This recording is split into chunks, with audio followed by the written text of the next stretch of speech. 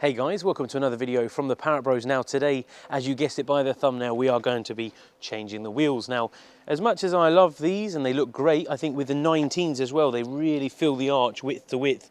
They look quite good, but they handle like crap. Smaller tyres means more bounce, and I mean look, we're on standard suspension and it still bangs. What's that about? Before I show you what we've got, let's jump into the intro.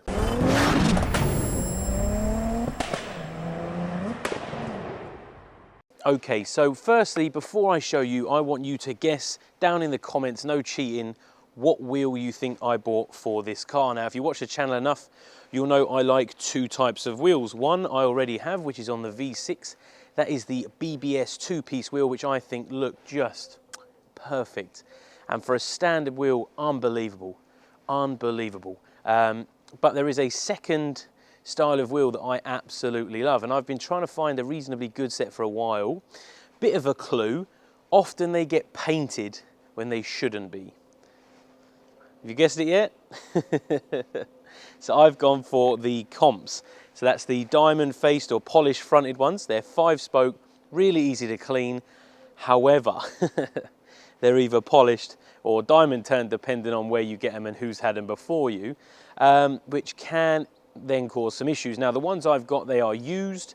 They do have a few scabby bits, but I don't care. I'm not going to spend £500 or £600 getting them refurbished just yet.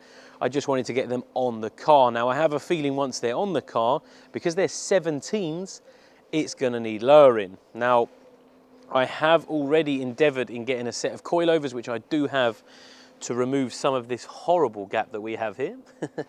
And it will give us the adjustability. Right. But when that's talking, let me show you the wheels. And here they are. What do you think to them? I mean, they are, like I said, they are battled. I think the best way to put it is. But they just look so good. I just love that shine. And they are one of the early wheels, so they come out quite early in production. And quite a few people went for them, I guess, because one of the reasons is they look brilliant rolling. The other reason is they're very easy to clean, 5 spokes rather than loads of spokes. And they just have a little bit more comfort, a little bit more tyre height. I've gone for 4 new tyres just because what was on there was a mix match, 3 different brands on 4 tyres. Good going, I know. They're not too heavy. So that's, and they're original, which means they're strong wheels. They're going to look really good. Now I picked these up for a song, 300 or 400 quid. I've seen them go polished in an average condition for sort of 400 to 500 quid. So, which is mad really for 17, especially when the 18s in this style can change hands with a crap set for 150, 200 quid. But I guess it's because if you were to buy some reasonably good ones of these, because they're diamond turned, they're going to be that much more expensive. To get these actually refurbished can be £400 or £500 to have them re-diamond faced, because they have to be powder coated then diamond faced. There's a lot of work involved. But for the time being, I'm just going to stick them on. I'm going to enjoy them. It's the summer. We've got the roof down. You can see I'm sitting here in the sun. I tell you what, I'll start throwing them on and then I'll come back to you. Okay, so we're halfway through. I've done 2. I need to spin the car around and do the other 2. But I thought I'd quickly share with you a couple of tips that I got given many years ago.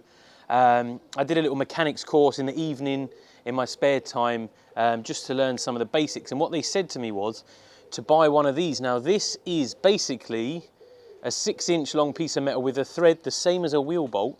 And what this does is it winds into your wheel. So you take a bolt out, wind in, and then it allows you to pull the wheel off nice, and it also allows you to level it up. When you have wheel bolts rather than wheel studs, this is an absolute lifesaver, because sometimes, especially when the wheels are heavy, when you're trying to put them back on and then trying to hold them in and get a nut to do them on, it's hard. This has a flathead on one side, and it also has a bit of grip on the other side, and you can just wind it in, and then it allows you to slide the wheel on and off without having to worry. I got this on eBay for less than a tenner, and I've had it for probably 10 years, and it is amazing. The second tip, which again is very, very important, and I've learned this the hard way, I think like most of you have, where you're always working on cars, especially project cars, excuse me, is you forget what you've done and what you haven't done. Now, someone said to me, a mechanic, said to me many years ago, if you've got locking wheel nuts or at least one wheel nut, always leave them out until you finish the job, and then you can go around and torque them, because that way, if everyone's got 5, it's got 4 in, you can do them sort of hand tight, work your way around, and if you leave that like that, then you'll know that you haven't torqued them. If they're in, then you know it's been torqued, because you wouldn't have put them in without torquing them. Always a great tip, especially if you've got, I mean, if you've got all your tools here, by all means either leave it by the wheel or leave it with your tools or on the seat of the car, so you can't drive until you know you've done it, because then that way it just stops you going around with loose wheels. Now obviously very dangerous. The other tip, loads of tips today, this is a good video, is make sure you've got the right wheel bolts. Now I have just looked and I might have a problem. This is actually a very good, I'm glad we're discussing this now. Let me just whip one out. Hopefully. Oh, that was lucky. Right, now, I'm glad we discussed this. There is 2 types of wheel nut. Now, because these are aftermarket wheels, they actually don't use genuine wheel nuts. Luckily we checked. These are tapered bolts. So they have a diagonal, I'll put a picture up for you to show you the difference, a diagonal bevel, a bit like a triangle, which seats into the wheel. Now, standard wheels use radius bolts, which have a nice half moon rounded edge. They won't work. If I was to use these on the car, the wheel would come loose. It could damage the wheel could come loose, the wheel could fall off. Very, very important. I'm glad we had this chat. I'm going to go and swap all the wheel nuts because I didn't check. They are on and I absolutely love them. Yes, I need to remove some of the arch gap, and yes, I need to put spacers on because they are standard wheels. They are quite a high offset, which means they sit quite in the arch. Now, I have ordered some 15s and some 20s, 50mm and 20mm spacers for the car, and that should give me a nice square near the arch finish.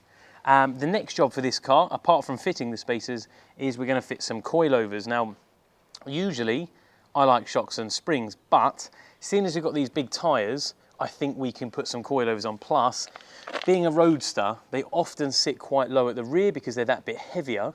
And what I wanted to be able to do was have it adjustable to get that perfect stance. So the next video on this car will be fitting the coilovers. Fingers crossed the bits arrive in the next couple of days. I am really glad we checked the wheel bolts, because I didn't even think to start with, because they are factory look wheels, I made the assumption, never assume, I made the assumption that they were stock wheel bolts, which we found out they're not, because they're not genuine wheels. They actually use tapered bolts rather than radius. Luckily we checked, because otherwise these wheels would be coming loose whilst driving. Now I have gone round and torqued up all the wheels because my locking wheel nuts are in.